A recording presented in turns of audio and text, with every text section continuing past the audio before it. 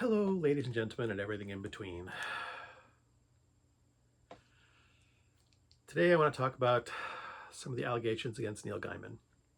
Now, other people have done a better job of discussing this, and I'm going to try and remember to put a link to one of them. Vera Wild of Council of Geeks, in case I forget to put the link, has done two in-depth analyses, I guess, of the allegations against Neil Gaiman. The first one, I haven't watched the second one yet. The first one was long, about an hour. Again, I'll try and remember to put a link in case I don't. Very Wild, Council of Geeks. And she does a pretty in-depth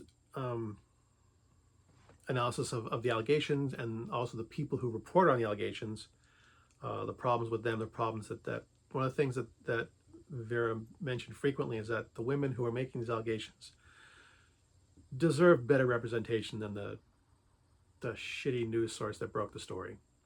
And I wholeheartedly agree with that sentiment. Because a lot of times these allegations fall under the context of he said, she said, or we said and they said, depending on, if you want to talk not about whatever kind of allegations you have, no one was there, no one knows what actually happened but the people involved. So we're kind of having to take the word of the people involved. These women accused Neil Gaiman of sexual assault. Neil Gaiman says that everything that happened was consensual.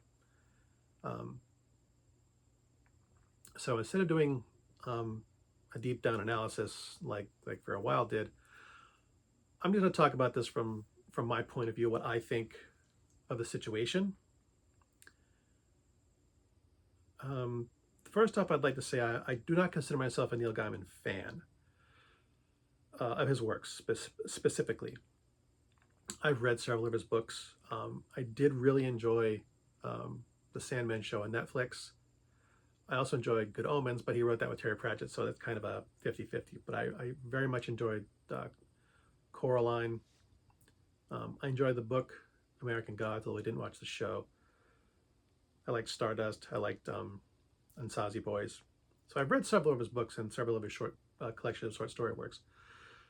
And while I enjoyed them, I didn't love them, mostly because his books are primarily filled with people that you don't like.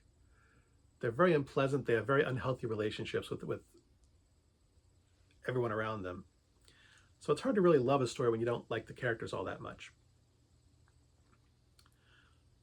But I was more of a fan of him as a person. He always seemed to be very kind, very thoughtful, very understanding, very supportive of the rights of women and the rights of minorities and the rights of marginalized people and groups.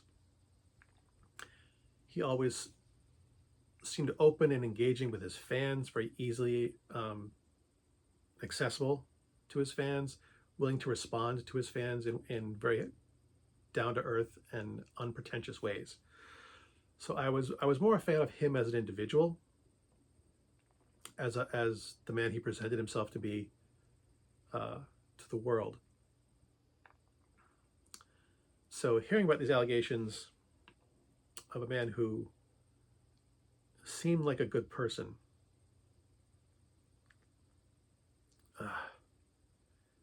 and not so I wouldn't call him like a hero or a man I admired, but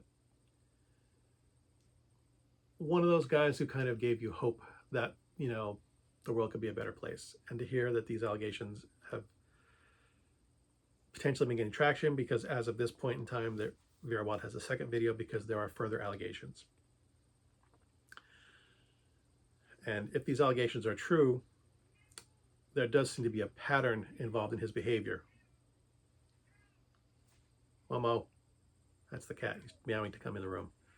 I'm not going to stop. I don't know if you can hear him or not. He's just a pain in the ass. But one of Neil Gaiman's patterns of behavior seems to be a succession of 20-something women. He, the first woman who had an allegation, Neil Gaiman was in his 40s, and she was in her early 20s. The second woman who accused him was also in her early 20s, while Neil Gaiman was in his 60s.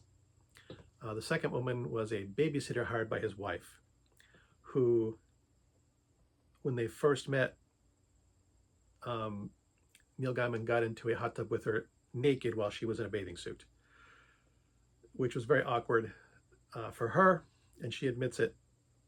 Um, from these allegations, what I gather, if they're credible, is that Neil Gaiman seems to conduct himself in a manner with young women very calmly and patiently, that no doesn't mean no. That,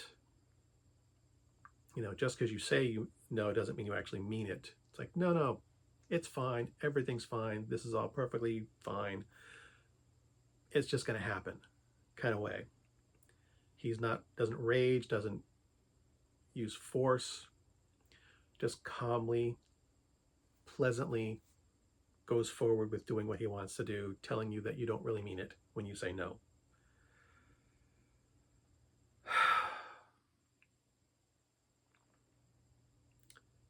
And again, it's like, I just want, you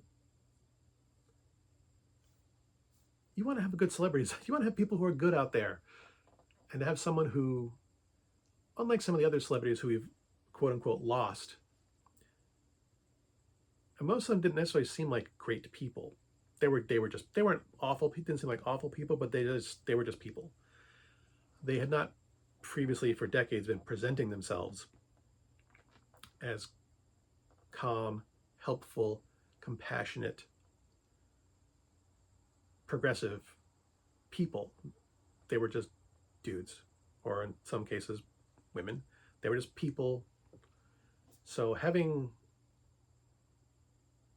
someone who genuinely seemed like a good, kind, helpful person to turn out to really not be that is very, very disappointing.